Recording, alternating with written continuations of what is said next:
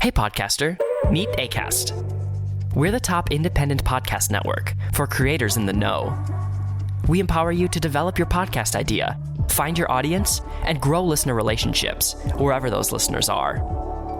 You'll also find a whole range of ways to make money, from membership plans for paying fans to our fully curated and creative advertising experience.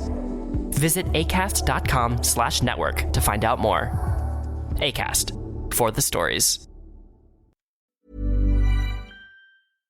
It appears that France has quashed a Chinese project to build the Pacific's largest fish farm on the French Polynesian atoll Hao. Last week, the French President Emmanuel Macron dismissed the project as grotesque and described the investors as dubious. And pointedly, he said, "You cannot be French one day and Chinese the next."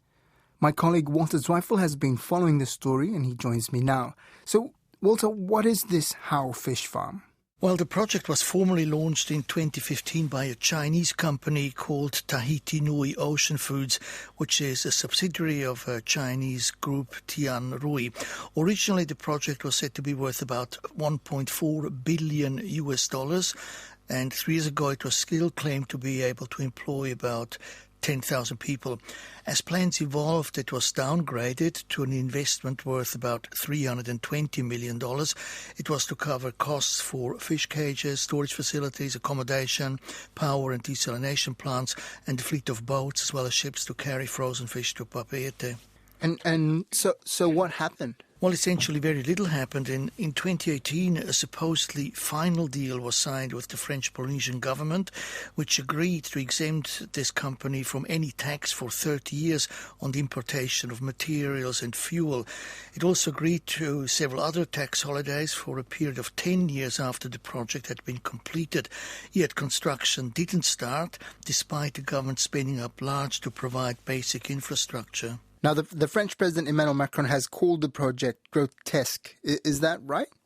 Well, critics say the plan makes no sense economically or environmentally. The plan was to produce 50,000 tons of fish. To do that, they would have to import fish food from probably South America, and that would generate a lot of problems for the environment. And what about the claim of dubious investors? The Tianrui Group is a huge Chinese company, mainly involved in cement production. The head of the fish farm project, Wang Chen, he was honored in French Polynesia and he was given the Order of Tahiti Nui, so he had some standing in French Polynesian society. And why did Mr. Macron take such a jibe at China?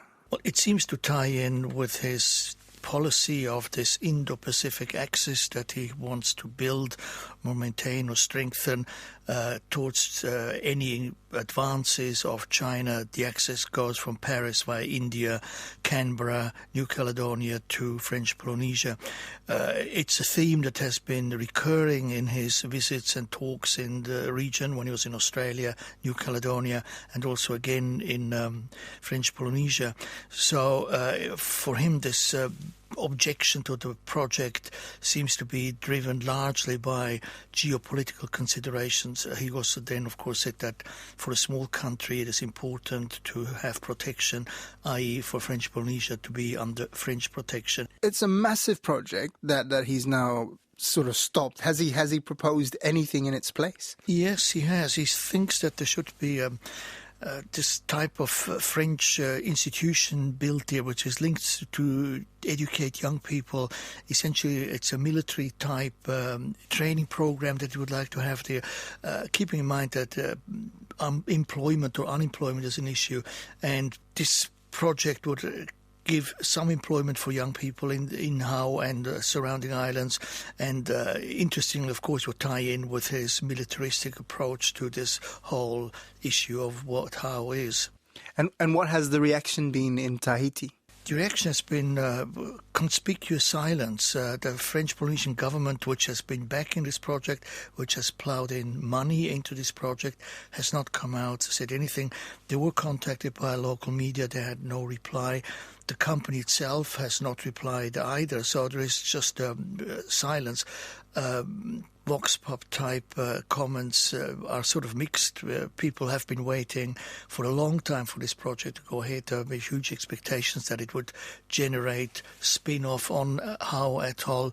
They still hope that it will go ahead. Other people think that it is possibly too late for it to happen. So the reaction has been quite mixed.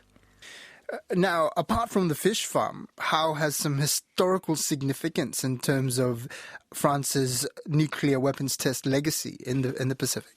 Yes, Howe was the forward base for the French military when it used Mururoa and Whangataufa Atoll to test its nuclear weapons from the mid-60s until the mid-90s.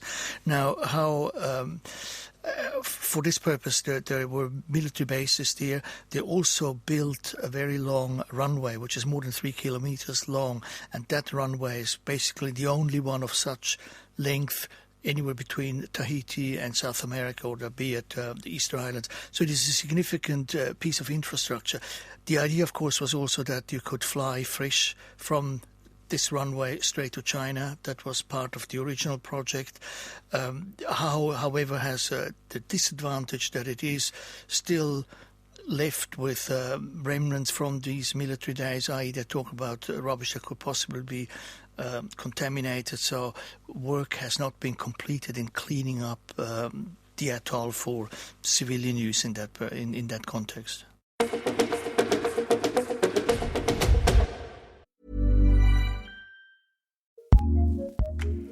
Acast powers the world's best podcasts. Here's a show that we recommend. I'm Alan Crossley, and as a certified master hypnotist and NLP practitioner, I know a thing or two about helping people to relax. If you've ever had trouble falling asleep, we'd like to invite you to listen to the Tracks to Relax Guided Sleep Meditations podcast. Join the millions of people who've put an end to occasional insomnia and discovered just how easy it is to relax deeply and fall asleep fast at bedtime. Reduce stress and get the rest you deserve by listening to a soothing sleep meditation tonight. The Tracks to Relax Guided Sleep Meditations podcast really is the most relaxing way to end your day. Listen wherever you get your podcasts. Acast recommends.